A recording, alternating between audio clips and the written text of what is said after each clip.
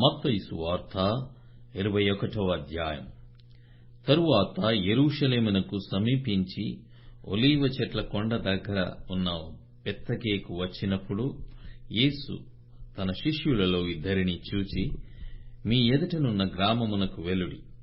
వెళ్ళగానే కట్టబడియున్న ఒక గాడిదయు దానితోనున్న ఒక గాడిద పిల్లయు మీకు కనబడును. వాటిని విప్పి నా యొద్దకు తోలుకొని రండి. ఎవడైనను మీతో ఏమైనను అనిన ఎడల అవి ప్రభువునకు కావలసియున్నవని చెప్పవలెను. వెంటనే అతడు వాటిని తోలి పెట్టునని చెప్పి వారిని పంపెను. ప్రవక్త వలన చెప్పబడినది నెరవేరునట్లు ఇది జరిగెను. అదేమనగా, ఇదిగో నీ రాజు సాత్వికుడై గాడిదను భారవాహక పశువు పిల్లయైన చిన్న గాడిదను ఎక్కి నీ యొద్దకు వచ్చుచున్నాడని సియోను కుమారితో చెప్పుడి అనునది. శిష్యులు వెళ్లి యేసు తమకు ఆజ్ఞాపించిన ప్రకారము చేసి ఆ గాడిదను దాని పిల్లను తోలుకొని వచ్చి వాటి మీద తమ బట్టలు వేయగా ఆయన బట్టల మీద కూర్చుండెను.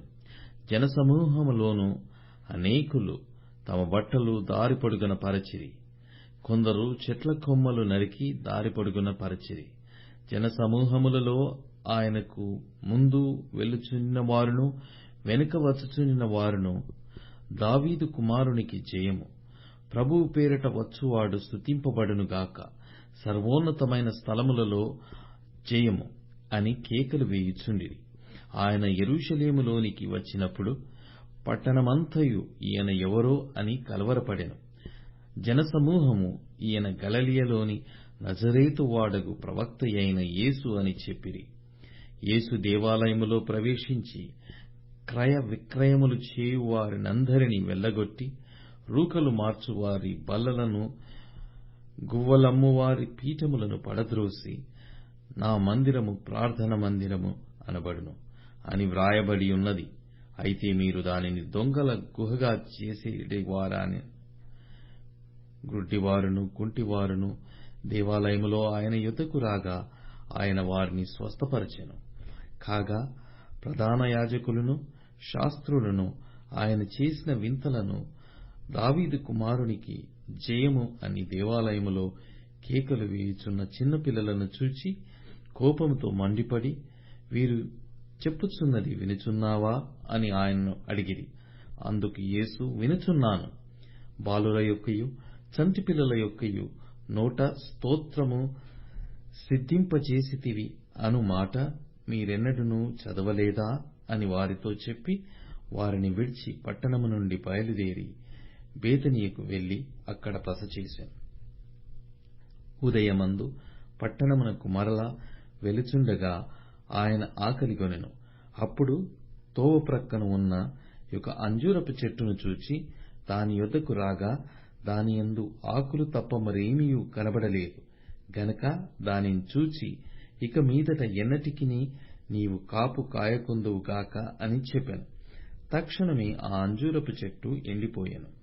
శిష్యులది చూచి ఆశ్చర్యపడి, అంజూరపు చెట్టు ఎంత త్వరగా ఎండిపోయెనని చెప్పుకొనిరి. అందుకు యేసు, మీరు విశ్వాసము గలిగి సందేహపడకుండిన ఎడల ఈ అంజూరపు చెట్టునకు జరిగిన దానిని చేయుట మాత్రమే కాదు, ఈ కొండను చూచి నీవు ఎత్తబడి సముద్రములో పడవేయబడదువు కాకని చెప్పిన ఎడల అలాగు జరుగునని మీతో నిశ్చయముగా చెప్పుచున్నాను. మరియు మీరు ప్రార్థన చేయనప్పుడు వేటిని అడుగుదురో అవి దొరికినవని నమ్మిన ఎడల మీరు వాటన్నిటినీ పొందుదురని వారితో చెప్పాను. ఆయన దేవాలయంలోనికి వచ్చి బోధించుచుండగా ప్రధాన యాజకులను ప్రజల పెద్దలను ఆయన యొద్దకు వచ్చి, ఏ అధికారము వలన నీవు ఈ కార్యములు చేయుచున్నావు? ఈ అధికారమెవడు నీకిచ్చెనని అడగగా యేసు, నేనును మిమ్మునొక మాట అడుగుదును.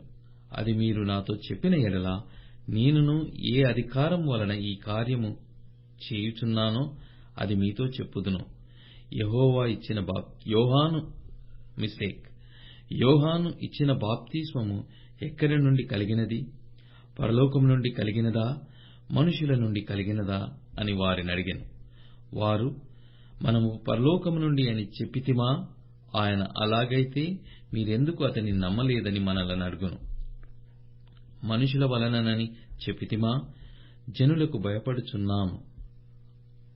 అందరూ యోహానును ప్రవక్త అని ఎంచుచున్నారని తమలో తాము ఆలోచించుకొని మాకు తెలియదని యేసునకు ఉత్తరమిచ్చిరి. అందుకాయన, ఏ అధికారము వలన ఈ కార్యమును నేను చేయుచున్నానో అదియు మీతో చెప్పను. మీకేమి తోచుచున్నది? ఒక మనుషునికి 2 కుమారులుండిరి. అతడు మొదటివాని యొద్దకు వచ్చి, కుమారుడా, నేను పోయి ద్రాక్షతోటలో పని చేయమని చెప్పగా వాడు పోను అని ఉత్తరమిచ్చెను. గాని పిమ్మట మనస్సు మార్చుకొని పోయెను. అతడు రెండవ వాని యొద్దకు వచ్చి ఆ ప్రకారమే చెప్పగా వాడు, అయ్యా, పోదుననెను. కాని పోలేదు. ఈ ఇద్దరిలో ఎవడు తండ్రి ఇష్టప్రకారం చేసిన వాడని వారినడిగెను. అందుకు వారు, మొదటివాడే అనిరి. యేసు, సుంకరులను వేశ్యలను మీకంటే ముందుగా దేవుని రాజ్యములో ప్రవేశించుదురని మీతో నిశ్చయముగా చెప్పుచున్నాను. యోహాను నీతి మార్గమును మీ యొద్దకు వచ్చెను, మీరతని నమ్మలేదు. అయితే సుంకరులను వేశ్యలను అతనిని నమ్మిరి. మీరు అది చూచియు అతనిని నమ్మనట్లు పశ్చాత్తాపక పడకపోతిరి. మరి ఒక ఉపమానము వినుడి. ఇంటి యజమానుడొకడుండెను. అతడు ద్రాక్ష తోట నాటించి దాని చుట్టూ కంచె వేయించి అందులో ద్రాక్షల తొట్టి తొలిపించి గోపురము కట్టించి కాపులకు దాని గుత్తకిచ్చి దేశాంతరము పోయాను. పండ్ల కాలము సమీపించినప్పుడు పండ్లలో తన భాగము తీసుకుని వచ్చుటకు ఆ కాపుల యొద్దకు తన దాసులనంపగా ఆ కాపులు అతని దాసులను పట్టుకుని యుకని కొట్టిరి, యుకని చంపిరి, మరి ఒకని మీద రాళ్లు రువ్విరి. మరలా అతడు మునుపటి కంటే ఎక్కువ మంది ఇతర దాసులను పంపగా వారు వీరిని ఆ ప్రకారమే చేసిరి. తుదకు నా కుమారుని సన్మానించెదరనుకొని తన కుమారుని వారి యొద్దకు పంపెను. అయినను ఆ కాపులు కుమారుని చూచి, ఇతడు వారసుడు, ఇతని చంపి ఇతని స్వాస్థ్యము తీసుకొందము రండని తమలో తాము చెప్పుకొని ఇతని పట్టుకొని ద్రాక్షతోట వెలుపట పడవేసి చంపిరి. కాబట్టి ఆ ద్రాక్షతోట యజమానుడు వచ్చినప్పుడు ఆ కాపులనేమి చేయుననెను.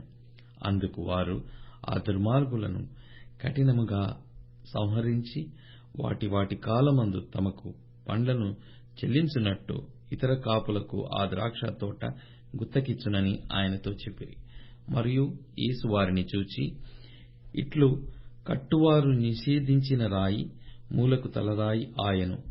ఇది ప్రభువు వలననే కలిగెనని ఇది మన కన్నులకు ఆశ్చర్యము అను మాట మీరు లేఖనములలో ఎన్నడూనూ చదవలేదా? కాబట్టి దేవుని రాజ్యము మీ యొద్ద నుండి తొలగింపబడి దాని ఫలమిచ్చు జనులకియ్యబడునని మీతో చెప్పుచున్నాను.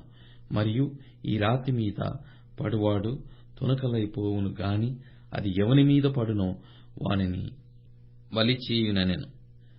ప్రధాన యాజకులను పరిసయ్యులను ఆయన చెప్పిన ఉపమానములను విని తమ్మును గూర్చియే చెప్పెనని గ్రహించి ఆయనను పట్టుకొన సమయము చూచుచుండిరి. గాని జనులందరూ ఆయనను ప్రవక్తయని ఎంచిరి గనక వారికి భయపడిరి.